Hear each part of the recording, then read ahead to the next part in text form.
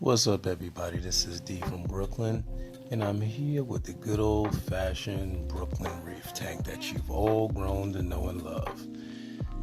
This is just a general update, something quick and simple. There's nothing fancy about the tank. It's a straight up 125-gallon tank. I've been running it for over 20 years now.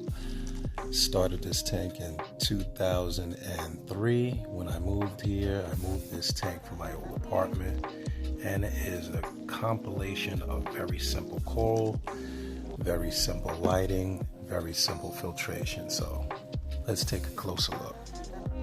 So as I mentioned, this is a tank that anybody could start with some time and some patience.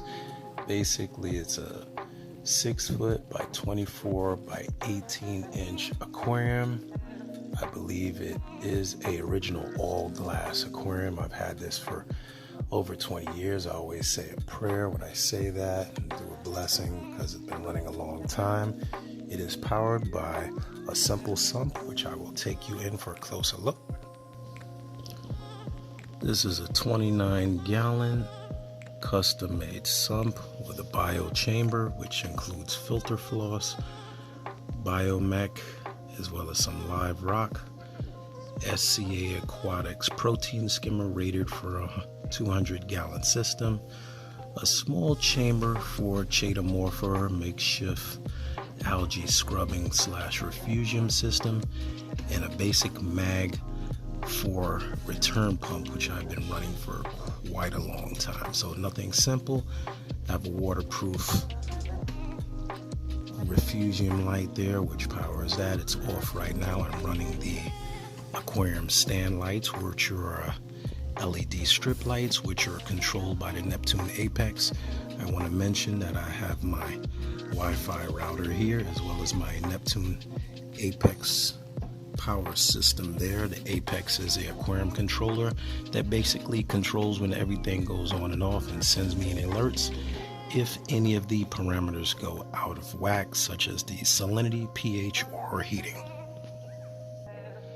That brings me to the other side of the brain of the system. That is the Neptune Apex readout here, which is my controller hub, just gives me all my readings. I did have quite a bit of trouble keeping the pH probes calibrated. Those are a thing that you kind of have to constantly monitor and make sure that they're calibrated so that your readings are accurate. Keeps a record of the temperature as well as the conductivity, how much power it's using. It shows you what's off and on, as you can see the date and time. To the left of that, I have my LED controller box. This controls the 3 banks of LED lighting that currently run the tank. It tells you what the percentage is here for each channel, and as you can see, they are very thin LEDs. This is a bank of 1, 2, 3 LED fixtures that really blend right into the hood. Won't go into the manufacturer, but I will tell you that I've been running these for quite a long time. I'm looking at possibly replacing them because they are getting old, and I did notice that one of the banks of LEDs are actually burned out in the middle fixture, so I'll be probably replacing those soon. If the temperature hits a certain level, automatically cuts on the ventilation fans and my aquarium hood on both sides of the tank. I also have my auto feeder, which is an Eheim auto feeder. I'm not currently using it now. I usually use that when I'm going on vacation because part of the pleasure in having a tank is feeding the fish. Now let's look at the inhabitants. Mostly soft corals, Galaxia down here, which isn't really open right now, a collection of zoas, don't name them by name, leathers. As you can see, I am a fan of mushroom corals. I have several varieties of mushroom corals, including elephant ear, purple mushrooms, quite a few. There were down there some bounce that actually released themselves. Very expensive mushroom way behind the rock there. Some leather corals, some cabbage leathers here, but by far my favorite are actually what I call my Smurf Village, my purple mushrooms here, which kind of are the star of the show. When the lights change, they're brilliant purple. Have some green mushrooms, some hybrids of the elephant ear, which I usually trade and sell off at various auctions and aquarium meetings of the Brooklyn Aquarium Society. So when you see these gigantic mushrooms, which are pretty much the size of my hand when they're open, they're usually coming from me. I have greens, purples, fuchsia. I have these I just picked up about 3 years ago. I don't remember the name of these, but you'll see that under the light, the edges are green, the inside is purple, which is one of the reasons I got them. Really awesome. The Galaxia is opening up soon. And colonies and colonies of polyps. Very small polyps. You look real close. I like to fill every space with natural growing. I don't want it to look like I planted anything on a rock, which is why you never see frag plugs in my tank. And for circulation, let me just move this. This is the famous and very popular mag viewer, which I don't see anymore. This is the biggest one that they have. I had this for about 6 years now for investigating anything I need a closer look on, but my fish actually take great fun in looking back at me through the MagnaViewer, as you can see here. But this is powered by my Seche wave pump. Not really a wave pump, just a really powerful wave pump on this side. And I have the smaller Seche, the newer model Seche Stream on the other side to just compare them. Very small, very powerful. From the top, you can see the amount of water they push. Of course, this is the granddad. I'll even take you for a top view down.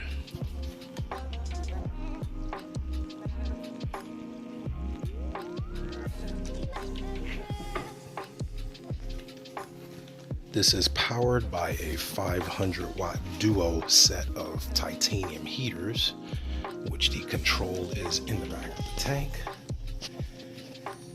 I am currently dosing this tank with 2-part made by Bulk Reef Supply. I started the system with Bionic and just started to try the Bulk Reef Supply really 3-part system, which is the calcium, alkalinity, and magnesium mix. So it's basically the soda ash, calcium chloride, and magnesium mix, which has successfully maintained a really high pH. I haven't gone under 8.2 in I'd say about 2 years now. So it's really, really good sustaining. And I have my good old-fashioned caulk washer mix.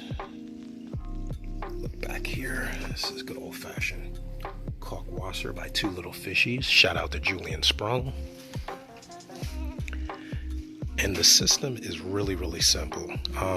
One of my goals is to run it as simple as possible, with the exception of the controller. I have had a lot of benefit from running a aquarium controller, and that is getting the alerts if something's wrong in the house. If a heater goes out, or if the temperature goes up too high, if a heater gets stuck on, it'll actually turn that power off to the heater, and it has saved me on more than one occasion.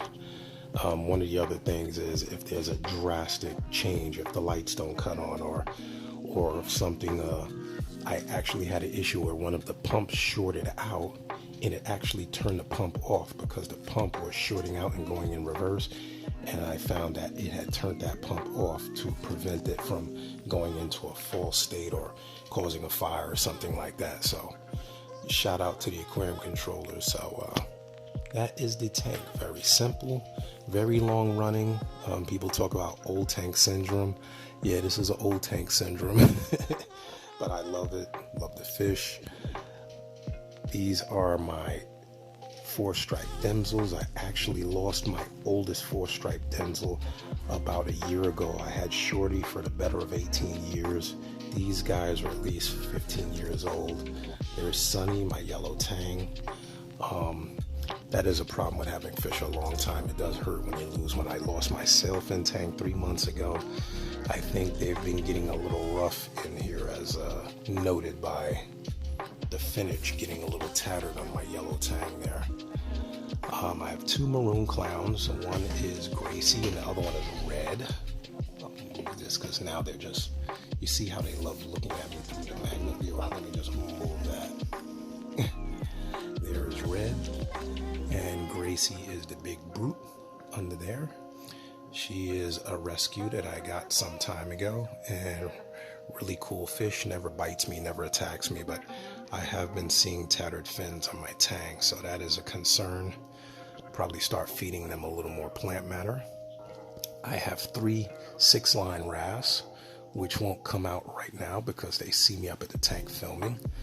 And I have my hawkfish, little Mike, which is usually out. I think he just came by about a minute ago. Let me see if I can get him out.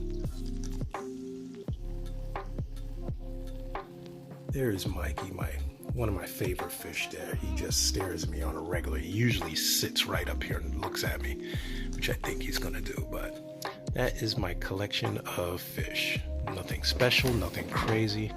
You don't have to go $1 million into the hobby as long as it is balanced, functional, and after a while it becomes pretty much self-sufficient. So this is D. This is my 125.